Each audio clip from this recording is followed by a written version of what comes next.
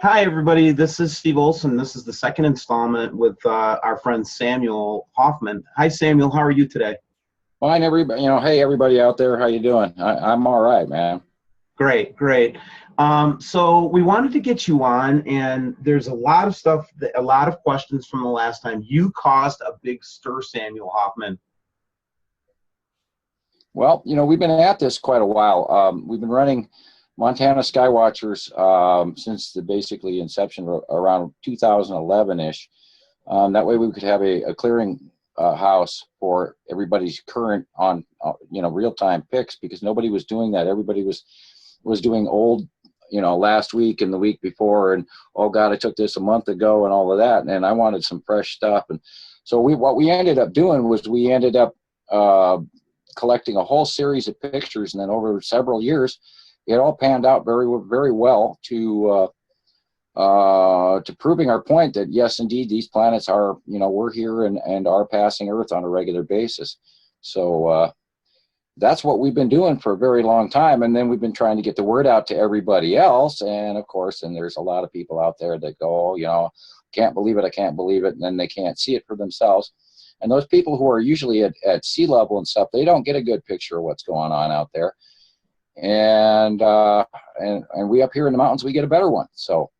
Yeah, that's exactly right. So we have our friend R. Wayne Steigler, who comes on with me every so often. I think, in fact, I think it's about time that we introduce you guys. But he is up in Colorado, and he says the same thing, that it's just a huge advantage to even be at the 8,000 feet that he's at, right? Yeah, he's above me. I'm roughly 4'6", 4'7". Yeah, but still, that's a huge advantage over the rest of us to be able to see what's going on the horizon. That gives you obviously a much larger horizon and field of view. Yeah, we've been watching literally Nibiru and Saru and Uri and all the rest come up overhead for quite a few years now, and you cannot argue with these pictures, because they're planets. And there's lots of them, and they match time after time after time after time. And I'm scrolling down here to pull up one of my old favorites. Well, this is one of my favorite Nibiru pictures. This was when she was totally visible during the day on a regular daily basis, from roughly about 6 o'clock in the morning until 9, 10 o'clock in the morning, depending on clouds. And myself and another friend up in Polson, which is north of me here, about 50, 60 miles. 70 miles. We watched Nibiru come in every day from the north and then settle into the eastern sky. And then after 2012, it got bigger and went on the other side of the sun. And then slowly went up and to the right, followed by Saru and the other planets over time. And what really blew me away is how the progression actually did come to match this video that we have a copy of and have lost, and then we had to bring it back from Germany because it got banned on YouTube here in the United States. And anyway, I popped that up while I was talking, but people ask me all the time, where does the names for all these planets come from? And it was told to me, roughly about 25 years ago, from direct contact with a Pleiadian, and then years later I find this Pleiadian message with this video of the planets on it, and it literally matched my base information, so I ran with it. And I was really extremely skeptical at first, dealing with the names of the planets and the descriptions and their orbitation and their size, location, and everything else. And then we came across some pictures showing that how we were entering the system, and all the other planets were in a straight line, and that blew me away for the longest time trying to figure out how orbitation worked. What happened was they came up from underneath us, or we came down to them, or we merged, or however you want to refer to it. But that's why we didn't see it at first. And you could only see a red blob on cameras, but you couldn't see it with the human eye. And then as 2009 progressed into 2010, all of a sudden all of this stuff started changing, with the first the moving of the moon and the tipping, and then the rising of the sun coming up in the northeast sky for first time, and that was like 5 years ago. And ever since then, we've just been watching these things come in every day, and they've matched. They have matched all of the information, and that's why I've stuck with the names and everything, which still to this day a lot of people have trouble pronouncing. And could you take us back to the first pictures that you and your friends took when you started the Montana Skywatcher Network? Unfortunately, I've lost a good portion of them because I'm on my 9th computer since I started this. But this is one of the early ones, and you got a good hello puppy wherever you are at Steve's house. I can bring up another one of the early ones. I'll just go to this square right here, and hopefully it'll excuse me, work for me a little faster. I'm still fighting through all of these crazy computer issues. Is the massive larger of the two up in the top, and of course Uri and Etu are gas giants, but they're smaller than the large water type planets. And then of course the Saturn is showing smaller than Nepacity, but that has to do with location, because I believe overall the Saturn is much larger than Nepacity proper. Anyway, so hopefully that'll give you an idea if you can see this. There's also the cluster object group, which is an orbiting body group, excuse me, underneath Saru that rotates past us on a daily basis. And it's been getting closer and closer and closer with each, pretty much every week. It's getting pretty spooky. And of course, Sharon's taking some fantastic pictures. And I need to cough. Now you see that? Yeah. This is Nepacity. Can you see my arrow? Yes. Okay, this is Atu. This is Isatum, and overall this blue above the yellow is Saru. Now that was the alignment that happened about 2 years ago, and we just happened to have that alignment again a couple of days ago, which appeared, and it's not a full crescent alignment like this one is, but it's very, very similar. And that's going to be hard to find, those individuals, because as you will see, I have thousands and thousands and thousands of pictures, and they're very, very difficult to find. Here's an old one of the bottom of Saru when it first started coming in. And that is roughly about 2011-ish. And as you can see, the illumination is circular, and these dots underneath are the smaller planets. That is likely Atu in comparison to the size of Saru. If you had you seen this picture before? Yeah, and the reason that we're seeing the bright illuminations because that's the part the sun is just like super shining on right now, right? Well, there's also been evidence of all the planets showing a base pole illumination on a lot of the pictures. Saturn's south pole has a hexagon on it, and then the North Pole has another weird illuminated pole. And ever since the second sun and the smaller sun joined, the whole electricity of the solar system seems to have changed, and it's increased in luminosity or pole value or whatever you want to call it. They're glowing like light bulbs. Here's another really good example of Atu when it came in. When it first came in 2013-ish, Atu was very, very visible. Of course, that's a small one, and this big purple mass here, and it comes in, and Atu, of course, has had nothing but purple skies, purple skies, purple skies, and oh God, there's just so many, and almost impossible to talk about them all. Trying to recover from my dry throat here. No, don't worry about it, man. Just like pick out ones that you think are just kick-ass, and in terms of just like. Okay, here's another close-up of Atu.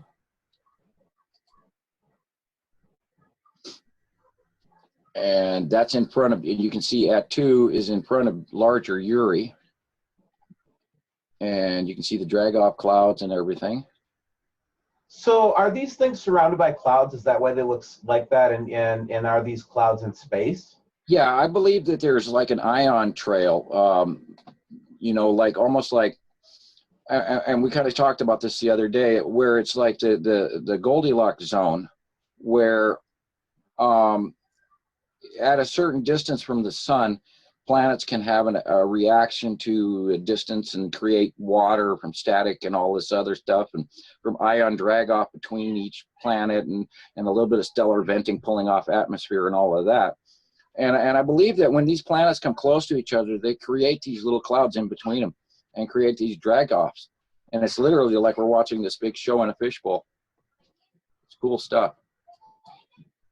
Okay, here's another really good one. And it makes it literally impossible to say, well, those planets aren't here, because this one's quite a few years old. And this is, of course, Attu. When it first came in, you can even see the little stripes on Attu. And Attu is purple and striped, whereas Uri is gray and striped. And you can see the same pattern over and over and over again, time after time after time. And I got my children in the other room hollering. Oh, that's wonderful, man. Let them play. And then there's the closed passes. Here, I'll try and close the door real fast. Oh boy, where to go to next? Those kids just have no respect for solar systems coming into our solar system today. My oldest daughter says, "Dad, I'm so bored with this. When are you going to talk about something else?" And here's another one of Attu that is a couple of months old, and quite a display saying, "Yes, I'm definitely a planet, and I'm here, and how can you argue with that?" It's darn purple. And of course, that's the overall, and then with the stuff that's underneath that too, that's been dragging along, and that's showing up also in a lot of pictures.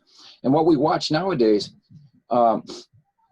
we think is, oh, okay, that's just a cloud, that's just a cloud. And then when you see it get closer and closer and closer, before you know it, all of a sudden you're starting to realize, wait a minute, this is other bodies as well, and they're dragging off their own little clouds also. So some really cool stuff. Here's another one just like this is another Attu and Uri shot, because Attu and Uri were regularly close to each other, and they come in at the same time. And of course, we've got hundreds of pictures of this formation that shows regularly, and from all over the country and all over the world all at the same time. Oh, whenever this starts to happen in Wisconsin, and I've seen this in Wisconsin before, this actual same formation, the chemtrailing just goes berserk.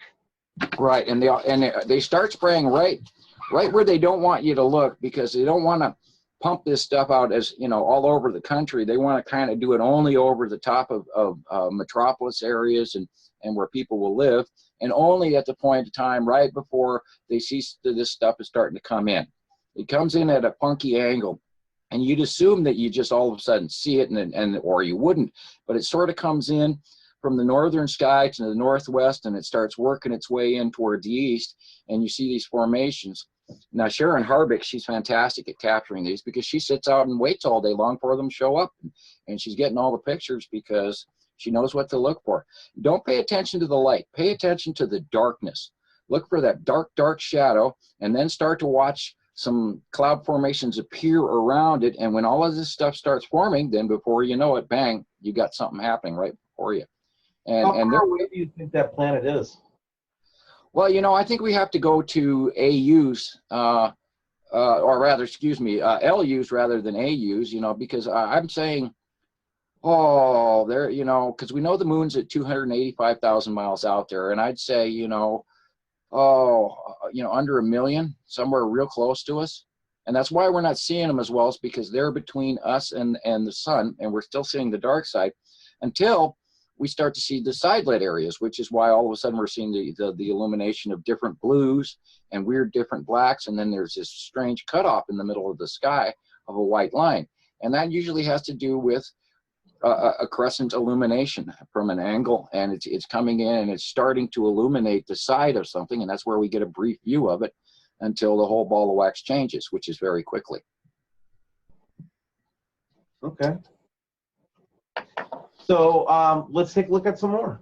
Okay. Well, here are people refer to this as a punch cloud, and it's more than a punch cloud. It's a skiff. It's a planetary skiff where this is Attu and Uri, when they're first coming and meeting their atmosphere versus ours, and they start to drag in what we would refer to as a punch cloud, because they're punching into our atmosphere, and you're seeing an atmospheric trail behind it. Some cool beans. Are they? Do you think that there's actually exchange of gases in those? Well, nothing is separate, and everything always has a chemistry equation going on around it, no matter what. You know, I'm sure that these bodies are really, really cold, and I'm sure that they're pulling in some and pushing off others, and this and that. Here's another really, really good one to prove that something's going on there, because nobody's ever seen an upside down rainbow. Not in my lifetime, anyway. I saw it a couple days ago. This is the bottom of planet Saru. It is very massive, and if you look right, if you can see my little cursor, there's the little green moon everybody's been sighting, the one with the stripes. And up over here is either Matim, or actually, from the look of it, it could actually be the Empire orb, but that's another story entirely. And then others, but anyway, this is the sun from behind planet Saru shining through the atmosphere of that larger planet. And that's why we're seeing it, because it's a crescent, bottom crescent illumination of their atmosphere. And I have another one, but it's pretty much similar to that as well. Did you take this picture, Sam? No, most of these pictures are not mine. I stopped taking pictures a couple of years ago, because I have, as anyone who knows me pretty well can testify, I have a little trouble with electronic equipment. I fry things out just by touching it. Oh, and, man, every time I talk to you, all my stuff just starts going crazy. Right, and that's because you know, it's weird. Well, there's more to it. You know, there's more to it than that, and who I am and all this other stuff has a lot to do with it. I fry stuff, and you don't want to make me mad near a TV station. Let's put it that way, because they'll go down. I walk into stores and the computer systems go down, and you're like a walking EMP burst. Right. Yeah. Yeah. Here's another good one of my favorites, and this is probably another Sharon Harvick, and she always does these great shots, and I'm never surprised when I see her name up in the corner. But anyway, this I believe to be is Satim, and I'm sitting here waiting for it to get clear, and it's not going to. Obviously. It will. Just give it a second. You know, repair procedure 1, bump it a couple of times. I believe this to be reddish is Satim with smaller nepacity in front, but there were a lot of those in that couple of month period of time. So why isn't the sun being blotted out from time to time by these objects, Sam? It is on certain occasions. We've got many instances where the sun has a different shape to it. Here's one right off the bat. Let me see if I can get this up. You can see right here in this one, it's being a cutoff flare from probably at that time, I would have to say a Satim or Nepacity. And you can see that if you can see my little cursor going around in a circle here, that's where the planet is, right there. And these refractions usually show the displacement of where the light is not refracting at. That's where the body is cutting off in front of the flare. And then, of course, over here is our rainbow thing is the object cluster group, which has been showing up for quite a while. All right, for a couple of years now. Yeah, a lot of people think that that's the main threat to Earth. It's the cluster group. Well, here, let's have a look at that cluster group. This is a picture from about a year and a half, 2 years ago, when it was just this illumination weird thing that nobody knew what the heck. And this is, of course, another one of Sharon's, I believe, pictures. But this whole area illuminates, and there's like 3 or 4 majorly big bodies inside of this. And the shape just got bigger and bigger and bigger and bigger over time.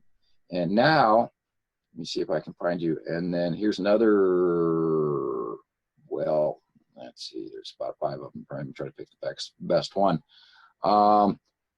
Here's another picture with the 3 that you can see the 3. You can definitely see there's 3 major objects in there, 1, 2, and 3, and then some bunch of little debris and stuff. And this is also light shining underneath that darkened area is planet Saru. And that's the sunlight shining underneath the planet, and that illuminates that group because it's full of dust and debris. And when light strikes something in space that's full of dust and debris, it illuminates, it refracts, and that's why we can see it.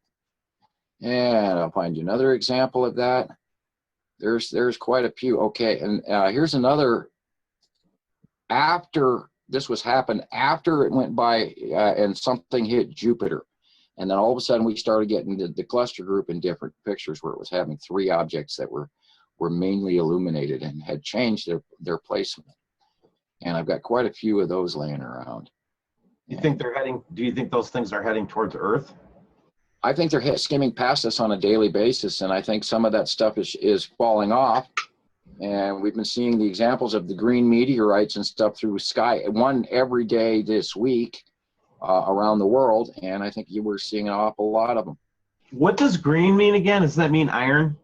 I believe so, yeah. You're seeing like an iron oxide burning off and stuff. Yeah, because there's a color for each mineral. I think there's a chart for it. I might even put it up as our thumbnail. You know. Right. And then the objects, when they get really close, are looking this big. They're looking huge.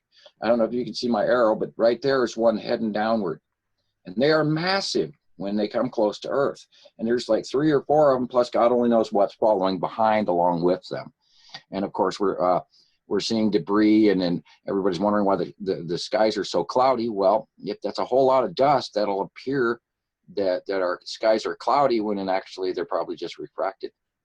Well, no, because then they actually, what the aircraft do is they'll dump loads. In fact, I have a couple on one of my balloon flights where they were dumping that load that simulates that same cloud pattern. Mm-hmm. And I could see that cloud pattern above the clouds, if you know what I mean.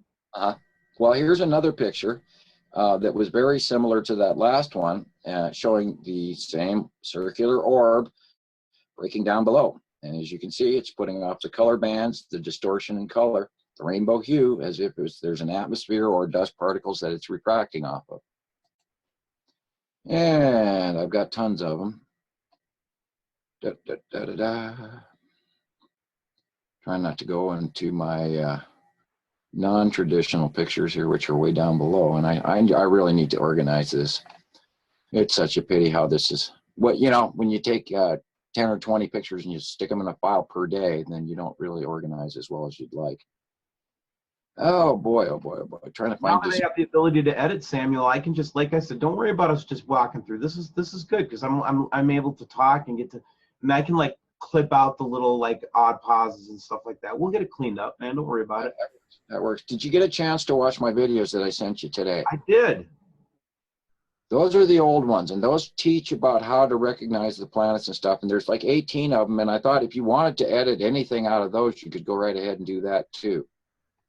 Well, you know, like I said, I'm enjoying this conversation very much.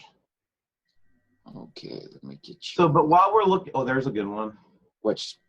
All of them. Yeah. Here is. Oh, this is a really good one. This is Atu in front of Uri again, and this is of course last year sometime when the people in Florida were getting the best show there is.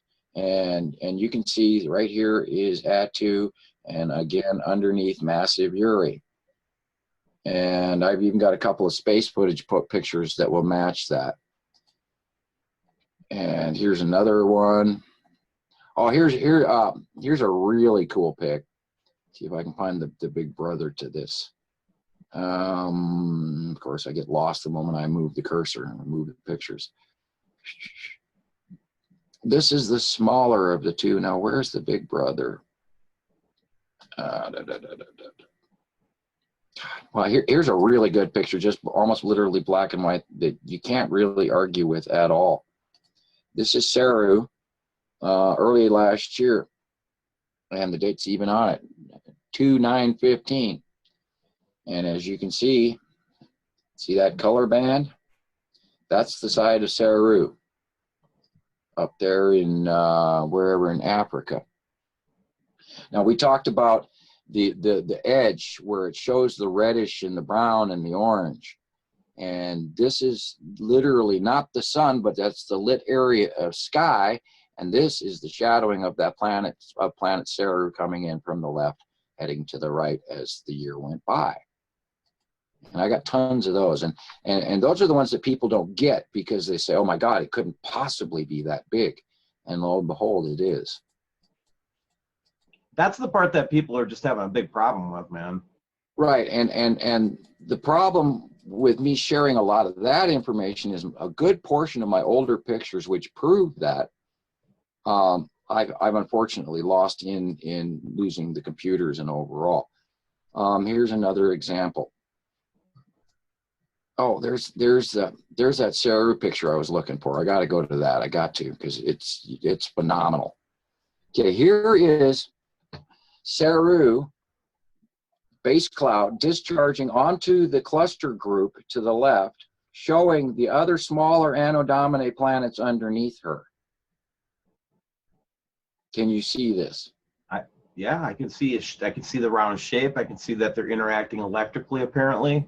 Right, and this is the cluster object group underneath that's orbiting underneath, and it's, of course, charging up friction-wise because of the other planets, and then it discharged around the whole base core of the pole, and here sits like Uri and Atu and Isatum all underneath her.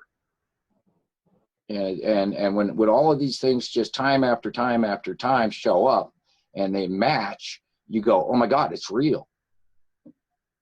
Because lightning doesn't spin around in the sky by itself on nothing and then not go anywhere. Not like this.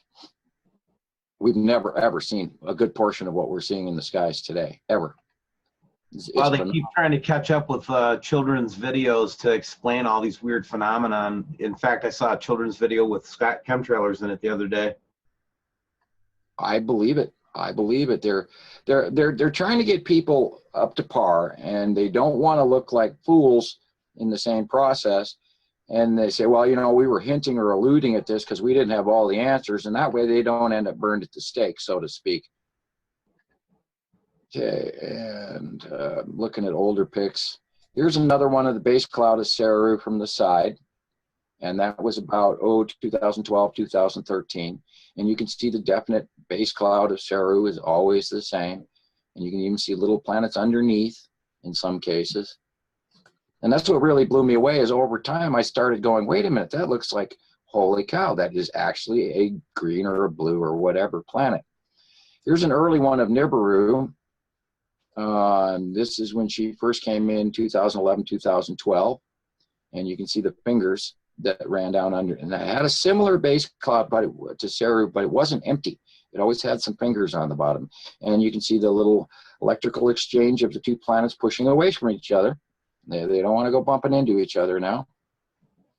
And here is, oh, I just passed it. Here is another early picture of Atu.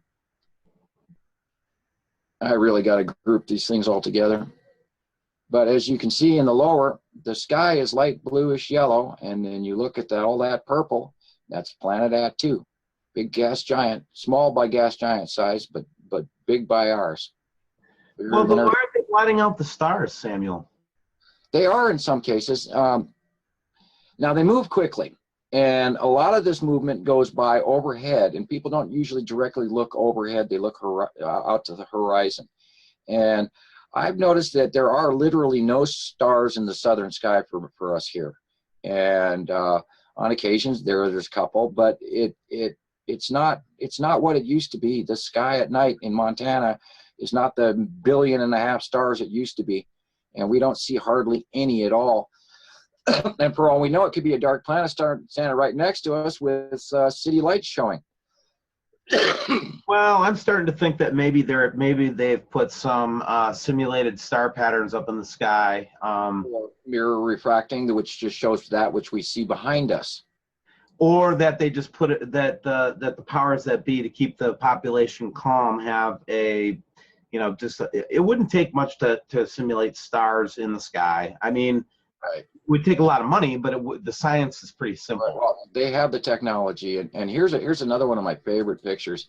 Speaking of, you know, cloaking and that sort of stuff, at 2012 they had some cloaking issues. They had some pop-ups where all of a sudden people captured land masses, And this is one of the last remaining pictures I've managed to put on this computer from several other computers, but you're going to love this. This is Nibiru in 2012. Oh, and you can't see it. Darn. Oh, zoom in on it. You got a zoom button on the bottom. Zoom in on it. I have a zoom button on the bottom. Oh. Next one over. There you go.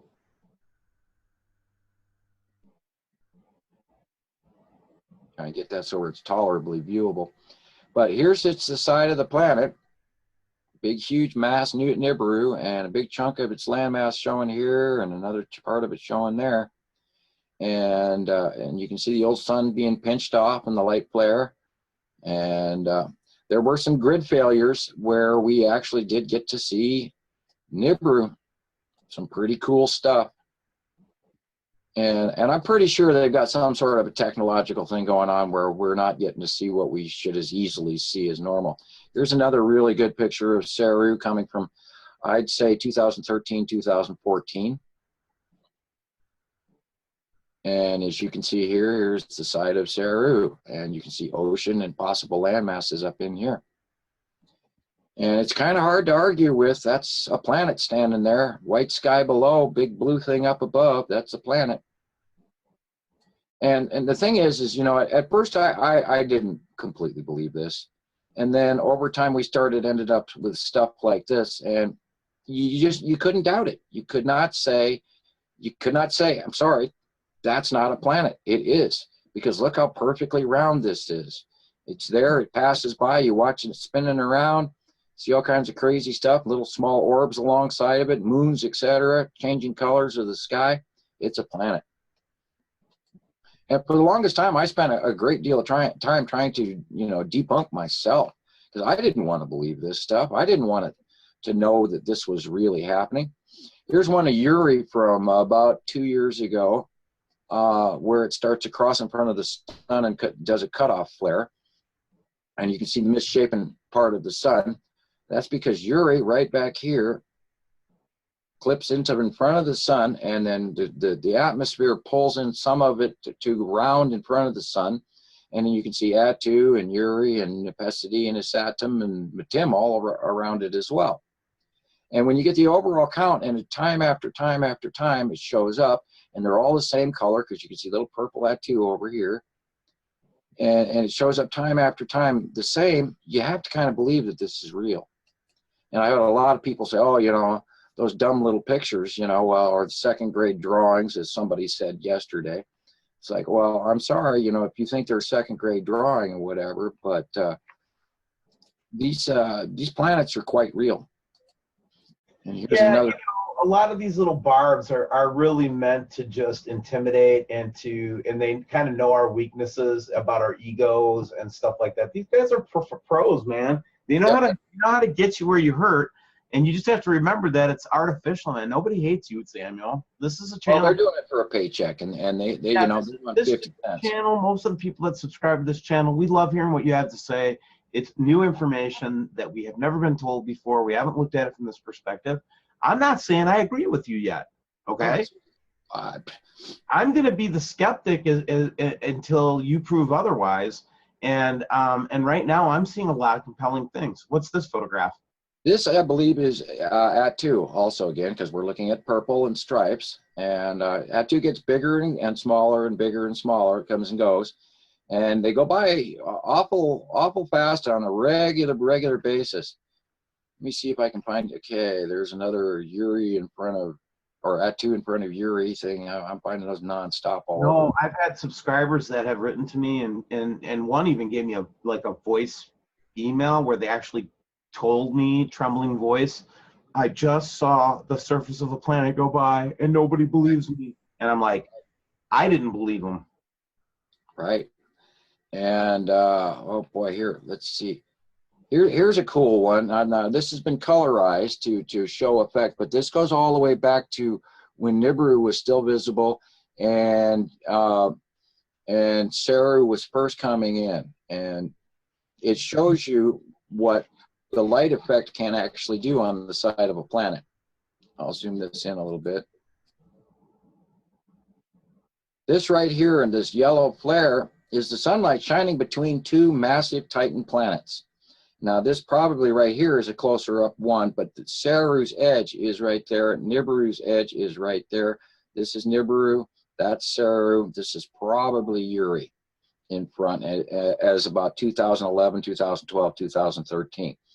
And we had a bunch of that, and everybody for the longest time couldn't figure out, well, how does the sun do that? Well, it's not the sun doing it, it's the angle of light that's refracting, and people don't understand that. Here's another example of that. Here you see, I don't know, I'll move this in a little bit now that I've learned how to do this. Ooh, cool new toys. Here you see the dark of Saru, the dark of Nibiru. And here is probably at that time, this is an older picture, probably Uri at that time coming in. Now remember, the black dot is not necessarily a lens fail. A lot of people think it's the Empire orb, and that's where they're hiding so that we don't see them, because we don't always get the lens fail.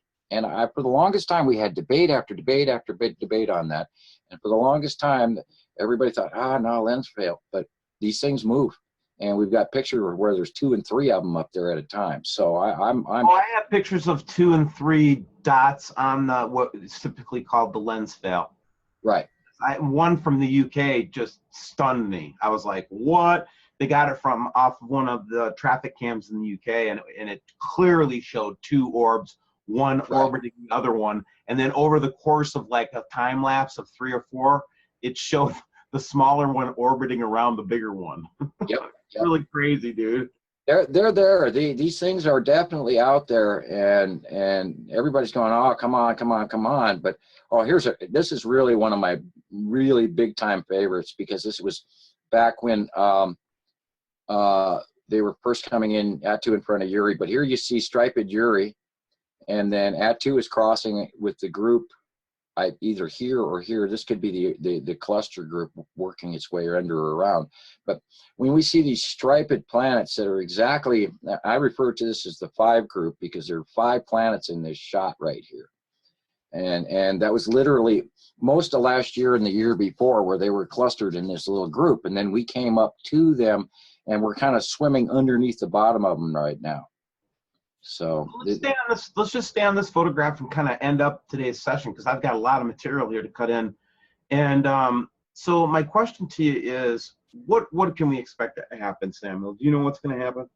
Well, I think we're seeing, there was a big 5-pointer in the middle of Australia the other day, and there was a 5-pointer in Yellowstone, even though they're not announcing it, because my seismograph showed that it happened here.